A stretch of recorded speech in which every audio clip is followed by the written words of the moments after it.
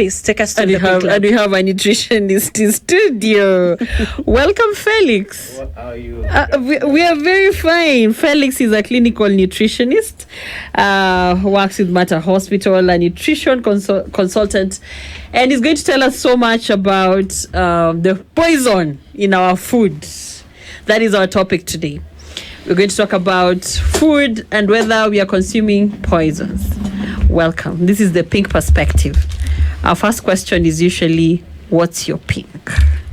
My pick is that, like you said, my name is Felix. Yes. And Felix Okoth is a nutritionist who fully work at Mater Hospital. Okay. And first, our main goal, or my main goal as a nutritionist, is in impact the general society with information that will change their lives to be as healthy as possible and prevent diseases that they can be able to prevent. Yeah. So there are poisons in food. My perspective, yes.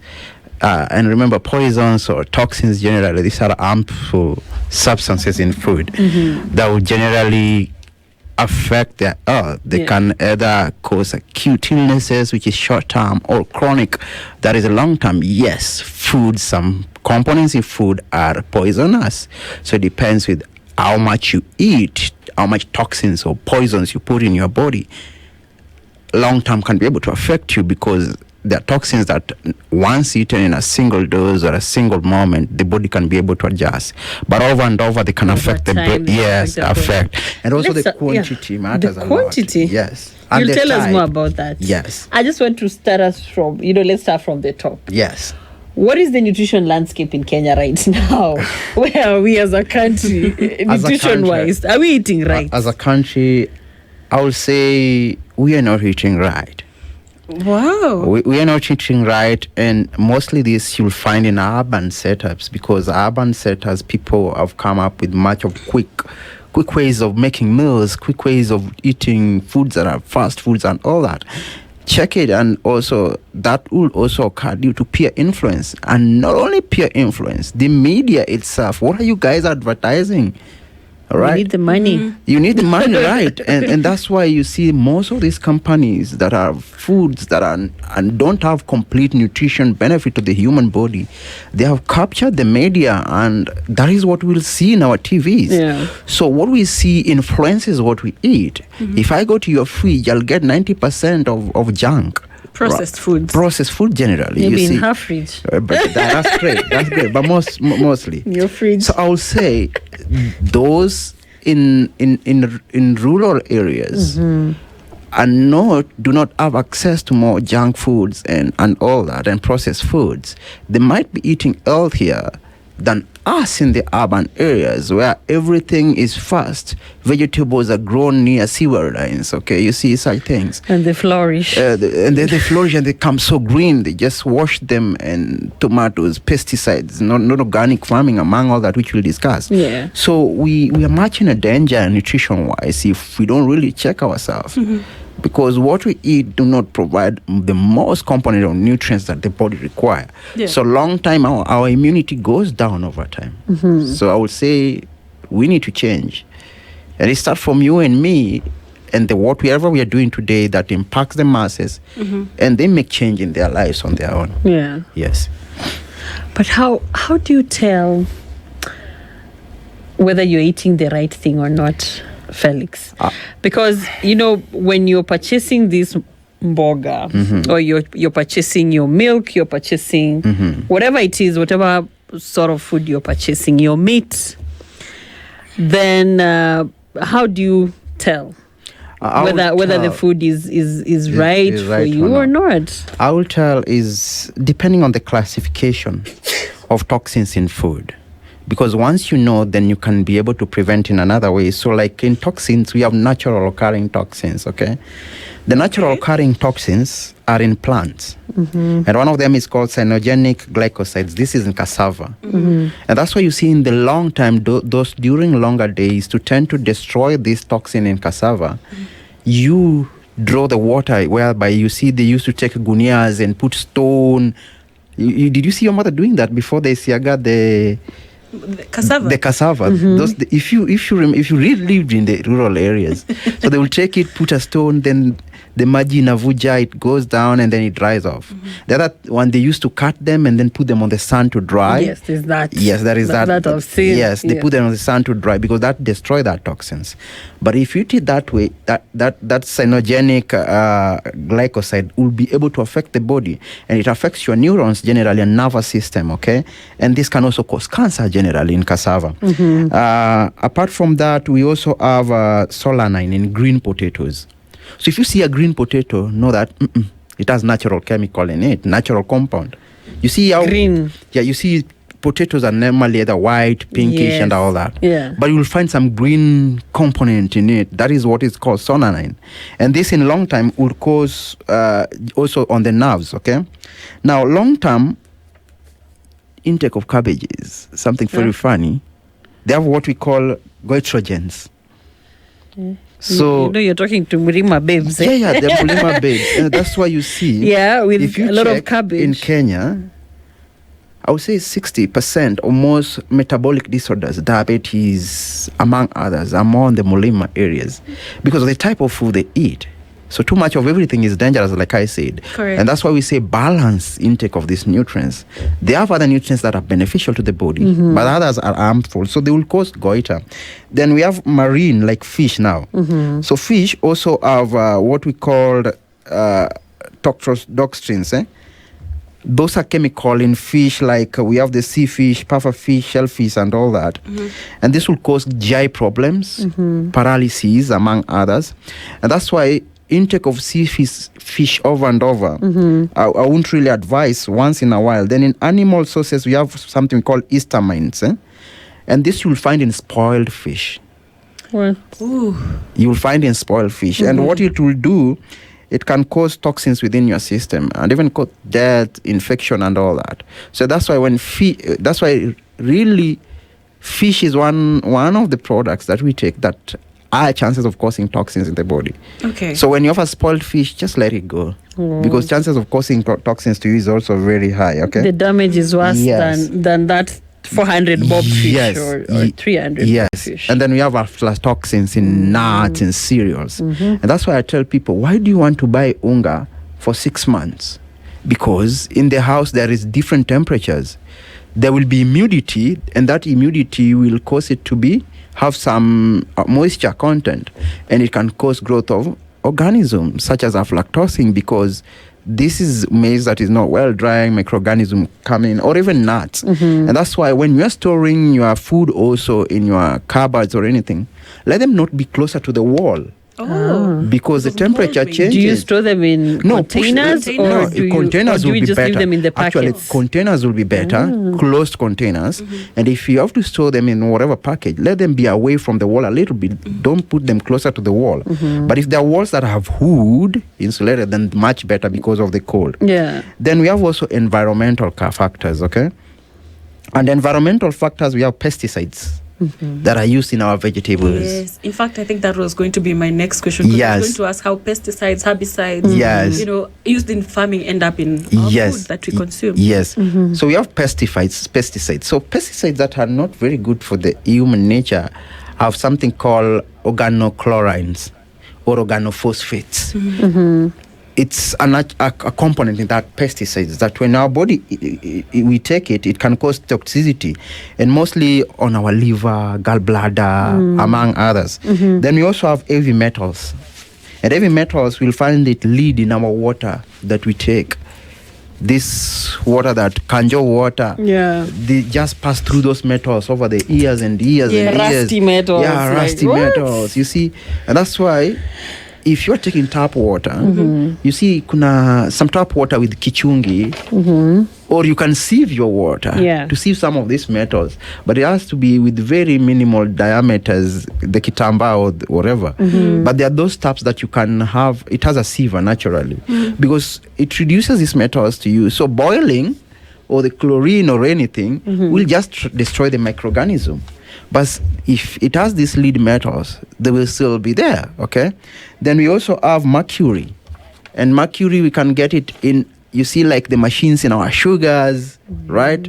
Some metals, even the lead in our sugars, if the factories are not good. And that's why for me, I always choose expensive via cheap. Over the local, you'd go and get options. There are options but there. I go for the most expensive because I know their production, they have followed all the guidelines and everything, because they say cheap is expensive. It's true. Why is it cheap?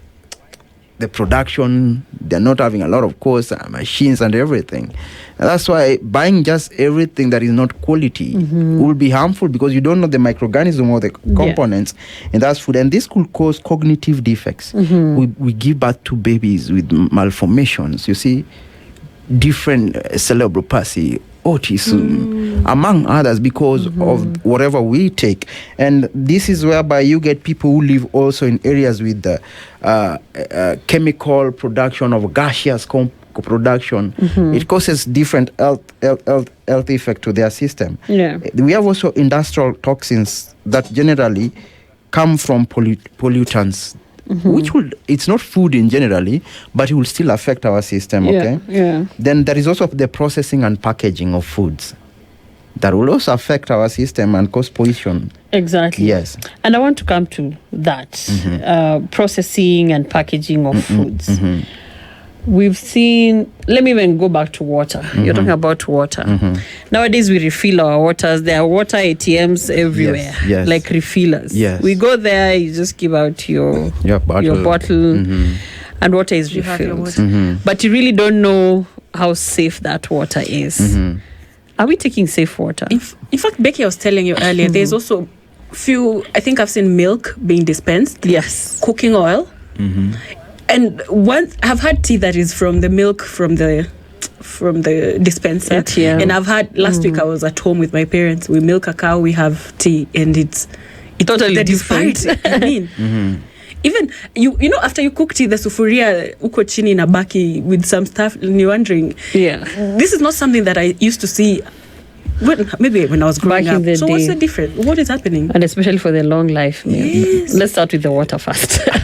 Let's start with the water. The water, you see, this water, if you see those gauges, they're much of metallic in nature, okay? So how that metal is coated, because someone can go buy a second-hand machine for dispensing your water, and that metal has already corroded, you see.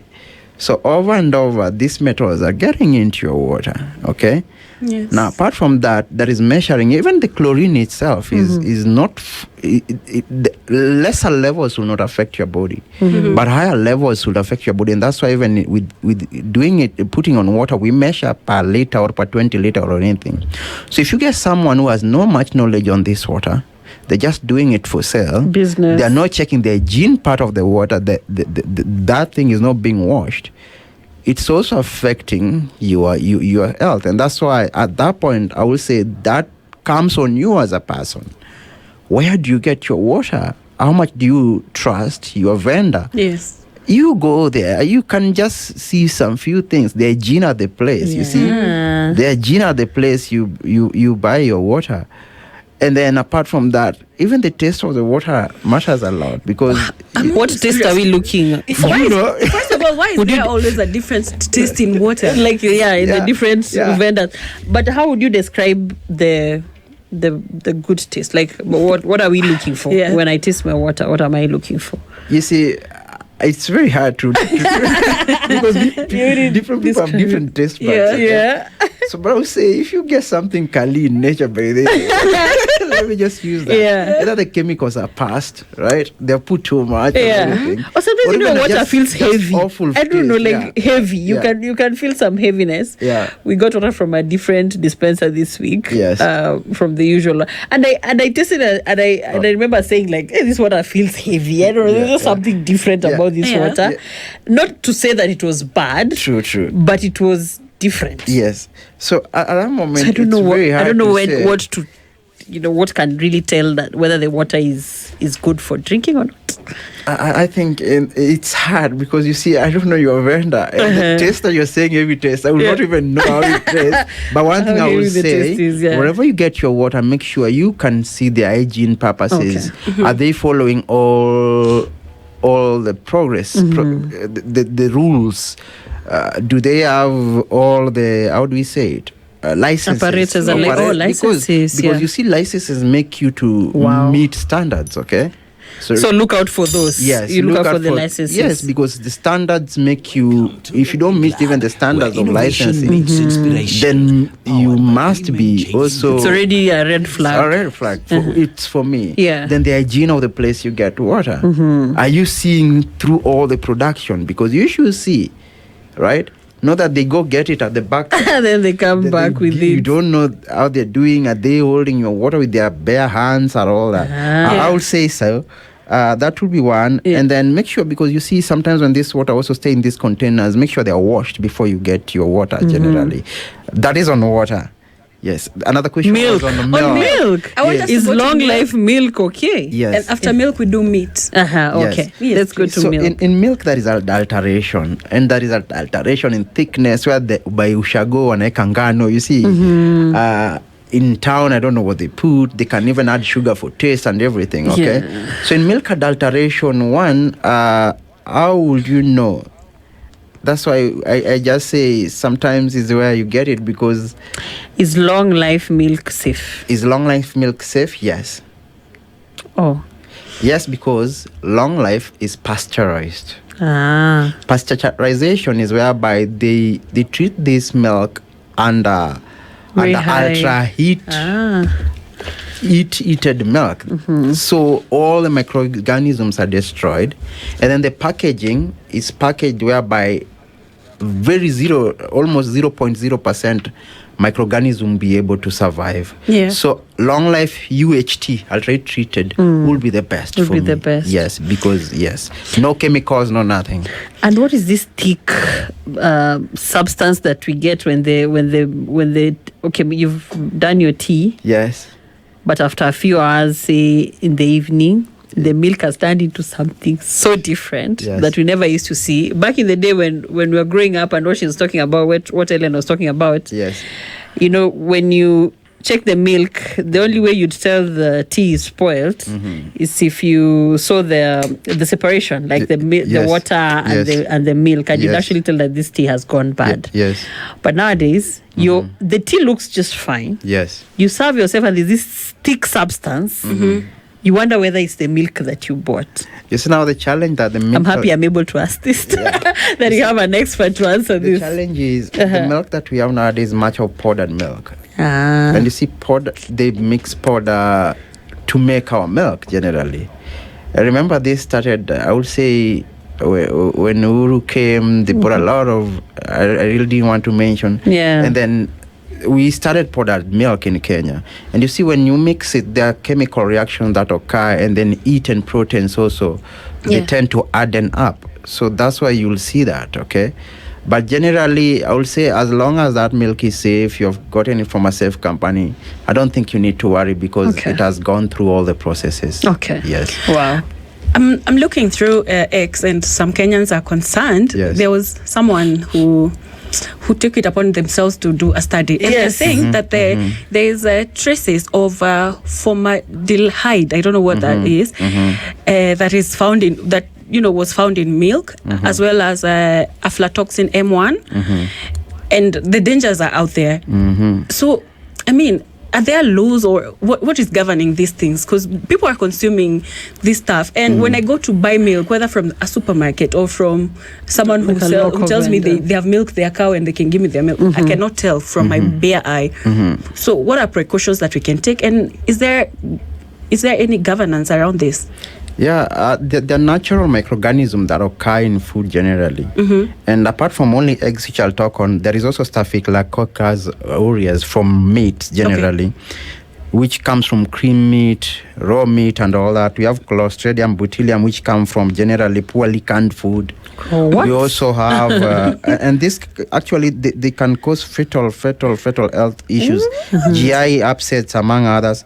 We have something called Bacillus cereus that come from rice generally. And that's why wash your rice well before you cook. Now, when we're washing, don't just wash until that water white clears, because the more you clear it, you're losing also vitamins, the B complex. So so just wash it, drain it nicely, then you boil, because it will also destroy some. And then equally comes from maybe mostly raw meat. So eggs will also have some bacterial factors and all that. And that's why I don't advise people to take raw eggs. Because chances of having this bacteria, there is nothing beneficial in taking raw eggs. This is the healthy one, no. But when you cook it, you destroy it. Sunny side up. Yes. Similarly, taking raw milk, chances of you getting this bacteria that can cause brucellosis, among others, is very high. So boil your milk generally, eat it up. Then apart from that, if you're taking your eggs, actually, a spoiled egg.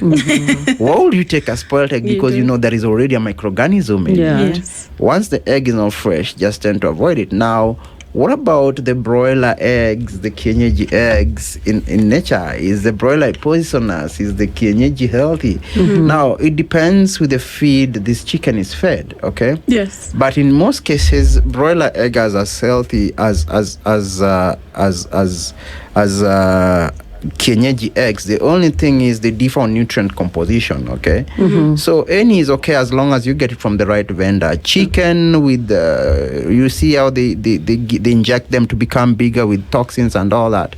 Yes, I would say that, how are you going to know that? Abnormality is easy to tell. You can't just have a chicken that has a thigh like a goat, surely. So if you see that, just know this is abnormal, surely. This because it's hard to tell in a layman's understanding. It's the goat. The goat chicken. You won't measure these toxins in this chicken. But if you see it's so abnormal, surely, why are you going to take it? Then also your vendor matters a lot. So know your vendor, right? That's what I tell very many people, because with the market nowadays, it's hard to tell, like the GMOs, the natural like food. Organic food. And there's actually organic markets. I've seen a couple of organic markets in the in Nairobi. However, nutritious food, Felix, is quite expensive. No, true. I think that's a notion that people say. Is it a notion? Okay, like what is a nutritious food? No, if I was to take a balanced diet today, like if I was to, just eat right. Say I have in the morning, I have my ndomas. Those are arrowroots, You have or your cassavas. I'm taking milk, like tea with milk. And the milk definitely that has undergone all this process and it's safe for use is much higher, more expensive. I think I've learned that from you. You get at least the most expensive. Even the sugar that I've taken is a bit higher for it to be, nutritious. Maybe for lunch I've taken this fish here. Okay, what is nutritious food? Maybe I should go back to that. So number one, if you're buying kienyeji, kienyeji is more expensive than the usual skuma that I would go for in my neighborhood. If I was to get kienyeji, then I would have to cough more money. That's why I think, it's becoming very expensive to eat well. Food. What do you think? So I would say, first of all, what is a nutritious food? This is a food that provides all the nutrients that the body needs in their right requirements and the right components, to enable the body function. So one, it has to be a balanced diet. A balanced diet is a diet that also has all those nutrients for both your mental, physical, and general well-being, So foods that give you energy, these are called carbohydrates. And in carbohydrates, we have complex and simple. So we'll say, for the toxicity of food, because even too much sugar within our system will cause problem to our system. Weight issues, too much energy, among others, Too much carbohydrate intake will cause excessive energy production that the body is not able to use, that will be stored as fat in our liver. And long-term intake of too much excessive carbohydrate can also cause fatty liver, So how do you prevent this? And excessive fat in your liver is distributed in your system as cholesterol or fat that goes to your adipose tissues and causes weight issues, So how do we prevent this? One, limit your portions of carbohydrate. Number two, choose complex carbohydrate. Which are these complex carbohydrate? They're carbohydrates that are digested slowly, so they release the energy slowly. You were talking of ugali when I came in, right? So ugali is one is made from maize. Maize are it's Z maize, okay? So it's one of the type of food that can maintain life, but cannot it just maintains your life, but it cannot sustain. Maintain life. Did you hear that? As opposed to pumpkin, please highlight pumpkin. So if we were to compare pumpkin and ugali, yes, I would say pumpkin will have more nutrients. Becky, please. Because despite from ugali having fiber, pumpkin having fiber, ugali having carbohydrate, pumpkin having carbohydrate, but there's some other vitamins, vitamin A, vitamin D, which are very good. In the pumpkin. Yes, calcium among others. You see, potassium among others. So it's more complete. So, and that's why we say don't just take one food. Alternate your food so that you get all these nutrients. Yes, okay. Correct, yes. So ugali is one of the healthy natural food in carbohydrate. But which ugali will be better? Ile ya kushiaga, the grounded one, because the fiber content are high. That is going to control your digestion. I like the grade 1, which processed, is yes. Yeah. Now someone will ask me, I'm in Nairobi, where do I get that ugali ya kushiaga or anything? There is grade 2 in the supermarkets. So better go for grade 2 than grade 1. Okay.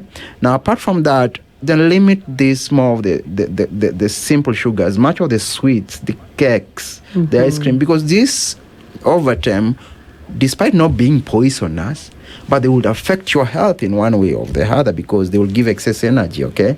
So I don't think ugali is expensive. I don't think pumpkin is expensive. No, it's not. Right? Because if I was to buy pumpkin for 50 shillings, right? I can't get chips for 50 shillings. Ukweli. Right? Ukweli. 50 bob will only give me 5 mandazis, but what is the health in that mandazi at 10 bob, you see? So it's just the knowledge that it's a notion that people say it's expensive. Well, let me talk of githeri. I won't find you eating githeri in this office because you look it's so cheap, but it's so healthier than taking even rice, right? Because the component of the energy produced by the maize it will go to our system slower than how white rice will go within our system. Okay. Let's talk of chapati. Chapati is healthy, but most of wheat intake can also cause inflammation within your system. Yeah. And this inflammation would affect other hormones within your system. And that's why you see most wheat lovers tend to gain weight. Similar to barley lovers in beer. All right, true? Yeah, the time is... yes, because wheat generally affect our hormones. It will cause estrogen balance within our system, especially white meat, white chapati from white wheat generally will also affect our insulin production and can lead to insulin resistance, later on obesity and diabetes, okay? And that's why if you're checking your weight, limit wheat. Naturally tend to limit wheat. Yeah. Let's talk of sweet potato. We have sweet potato. We have nduma. We have green bananas or the matokes. Yes, matokes. Or plantains. Plantain. You see, yam, arrowroot. This is so healthy carbohydrates than going to spaghetti, pasta, and all those other wheat products. Okay. Let's talk about protein. Chicken. I believe nowadays you can go to a butchery outside the gate and you can get chicken for 100 shillings, okay? Because they measure, right? Yeah. They measure. Even beef, packaging. Yes. Yeah. We have cereals are very healthy, the beans and all that, okay? You can't tell me... Lentils. Yeah, lentils, okay? We have vegetable. Now, coming to vegetables, it's not just a must you take the green leafy vegetable. They are very healthy because they have different nutrients. Like they have folic acid for your red blood cells. They have calcium for your bones, vitamin D for your bone marrow, iron for your system. But remember, even vegetables have poisons or toxins. These are called phytates, and they are also called oxalates. The oxalates or phytates are natural occurring chemicals that are found in cereal, like in some beans, and are also found in vegetables. And one of the vegetables with a lot of phytates and oxalates is spinach. Yes. I was waiting to hear what? So, yes. Spinach. So we say spinach is healthy, right? Yeah, we think so. So why do we say it's healthy? Because it's one of the dark green leafy vegetables, okay? So the green leafy vegetables are high source of iron, okay? Which spinach is one of them. High source of calcium, high source of folic acid. So they're healthy because high source of vitamin C. Exactly. Because they have this component. However, but it also have the the toxins that I've talked about, where we have the phytates and oxalates. So when you take too much spinach, despite it having a lot of iron, mixing with the liver that also have high iron, or mixing with meat that has high iron, it will bind the iron in meat in the stomach. Did you hear that? It will bind the iron in the chicken. So what will happen? The iron of the spinach, the body will try to convert, but the other one will be bounded in the stomach, because binding of iron is bounded on the stomach, not on the bloodstream, like I tell people. So is it safe to mix the way we mix, say, spinach and skuma? Yes, or it is safe. Kienyeji? It's safe, but the more you mix different vegetables or even fruits, the more they compute for absorption. So you won't get the nutrients, and that's why we say if you're mixing, or even fruits. Yes, you shouldn't do like varied. Not more than 2-3 different fruits. When you do like more than 3, they start competing, so you won't get these nutrients. So don't mix more than 3. Well, for what purpose? You just want a vegetable which has a roughage. Fruit salads. Yeah, but why do you want to mix so many things? Why are you taking fruits for vitamin C? Right? Yes. So why do you have to mix 10 of them? It's like eating 5 oranges or 10 oranges. Just take one or take 2 or 3 different. All right? Yeah. So these chemicals, and that's why the iron in spinach, like I tell people, you can get in more when you take spinach with a fruit or you blend it as a smoothie. Yeah. Because you have 2 different types of iron. Iron 2 that is not readily available in the body. It only gets into the system when you have a vitamin C. And iron 3 non-animal protein that the body absorbs without anything. So the iron in spinach won't get inside the body on its own. It requires vitamin C. So if you want more of it, blend it as a smoothie than taking it as a vegetable. But if you have to take like twice or 3 times a week, it's well and good. So their toxin is natural food. The vegetables, we can be able to get them. If you can't get the green leafy vegetables, are expensive, maybe you can take it once a week. The other day you mix these others. Yeah. Okay. And yes. Maybe because I know we are running out of time. Let's talk about the meat. Yes, the meat. How safe is our meat? I was telling her how I purchased some liver, like a year or so ago, and I had guests. So the liver had some extraordinary redness, on it. Like it looked very fresh, like the meat had just been slaughtered, and I doubted that color. It didn't look like the normal. It was too fresh, like the normal liver. However, we cooked it. But I was telling her how, like for the next 2 weeks, the fecal waste was black, like this mug here. For all of us, all the guests that were in my house, because now it's we started calling, okay, are you okay? Started in the house I'm first. experiencing this thing. And then have you also experienced the same thing? And then the next thing, okay, so we call all our guests, and can you imagine they all experienced that for a whole 2 weeks? And that was the end of us purchasing meat from that place. So how do you tell good meat from bad meat? I would say the color matters a lot. But the colors also matters. It comes with what we call rigor mortis. The more the meat stays, the more it changes, okay? So fresh food is very important. But because if it is not fresh, then it can form organism. And one of the organism it can form, we have amines in meat, okay? Apart from that, we have the residue, like drug residue, chemicals. We have adulteration, coloring agents in meat, like you see now, whatever you can say. Yeah. They can just use coloring agent to make it more red and all that. Appear redder and fresher. To appear red and fresher. Like have you seen some supermarket that they spray? What? No. Spray what? Not in Kenya. I would say you have not watched videos that they spray food to maintain their own color. Yes. I've seen that on but it was on fruits, I think. On fruits, on fruits, You spray water, fruits, but yes. So that can happen, and also curing meat and all that, like sausages, that are also cancerous causing, okay? So I would say, like I said, you see, it's a one-off, and it's hard to tell. It's very hard to tell, because there are things you can't measure, the chemical compound or the microorganism in meat or any toxin in meat via your eye, okay? So that's why for general public and that person who is at Kibera or who is at Lavington, like I say, hygiene where you source your food is paramount. Is paramount. packaging of your food, how is your food package, very, very paramount, okay?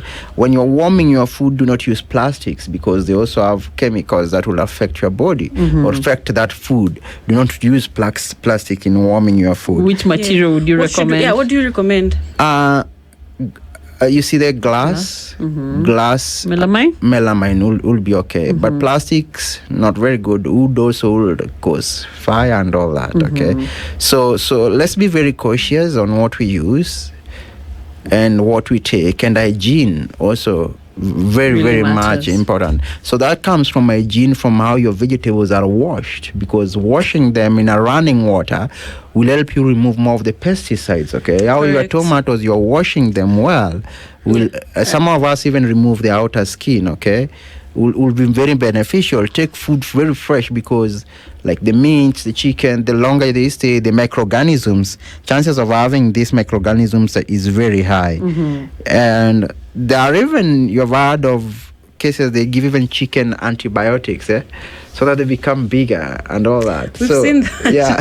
So I would say it really matters where you source your food and preparation. So what we really need to check on to prevent these poisons, like you see the toxins in vegetables and cereal, they're destroyed when you boil them. Okay, so you can soak them overnight, like the cereals.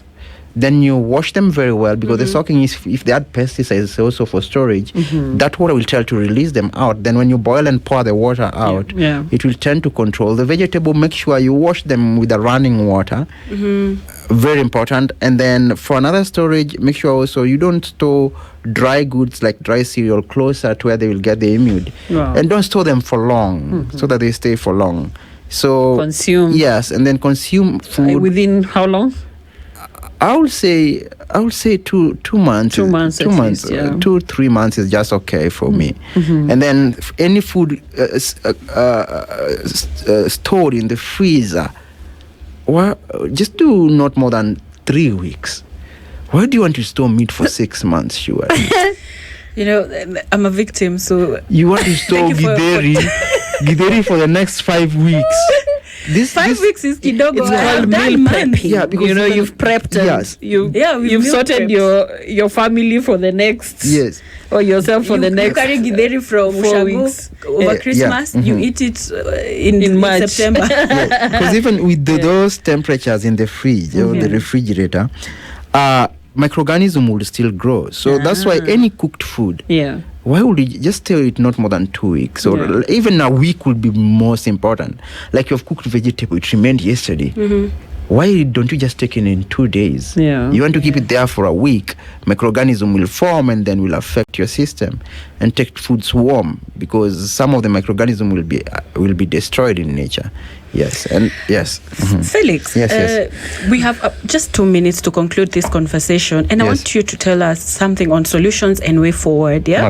So what practical steps should Kenya take in short term to reduce toxic foods, in terms of testing, laws, maybe farmer education? What do you suggest and what do you advise as we conclude? One thing Kenya will take, and it requires different levels of board and bodies to come together and make this happen. And starting from agricultural production and practices, we should empower people to use more organic foods. And if any case we have to use pesticides and fertilizers, let them be those that are approved to be used. That's why when you're going to buy your pesticide and fertilizers, go to agrochemistry, is it called agrochemist? Yes, agrochemist that will be able to advise you on the best and tend to know the dangers and the effects on your plants or even on your system, which sometimes they will not be able to tell you. But look at the ingredients. Apart from that, we also will talk more of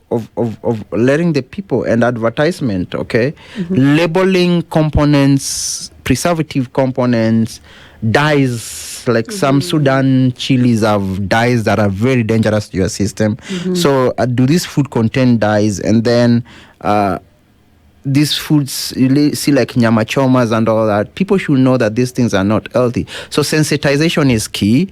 Then also control, whereby KEBS fails us, because anything, as long as you have money in Kenya, KEBS will give you a logo. So I think this body should also be very strict in whatever they're coming to the public, it is well satisfied. You had time even when we had sugar with mercury, sugar with metals and all that coming to our system, milk and all that. Yeah. So body sensitization, and like these forums that we teach people and people get to ask questions. Yes. Wow. All right. I think we've had a very good Pink Lab session. Exactly. Our guest has been Felix Okoth Odero. He's a nutritionist, and we have learned about the food that we put into our bodies and the nutritional value and what to look out for. And please, let's not be lazy when it comes to the things that we put into our stomachs, right? Yeah, sure. Yeah. Thank you. All right. The Pink Perspective.